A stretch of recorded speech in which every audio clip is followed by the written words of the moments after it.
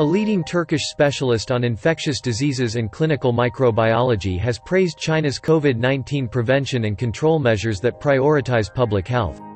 Şimdi farmakolojik mücadele yönteminin en temelinde aşı yatıyor ve Çin ama bu arada dünyadaki en fazla aşıyı uygulayan ülkede. Yani öyle bir durum da söz konusu hani baktığımız zaman, ama bunu non-farmakolojik yöntemlerle destekleyerek yapıyor. Şimdi dünyaya baktığımız zaman bu anlamda Çin hala toplumsal anlamda halk sağlığı politikalarına öncelikleyen bir politika yürütüyor diyebiliriz.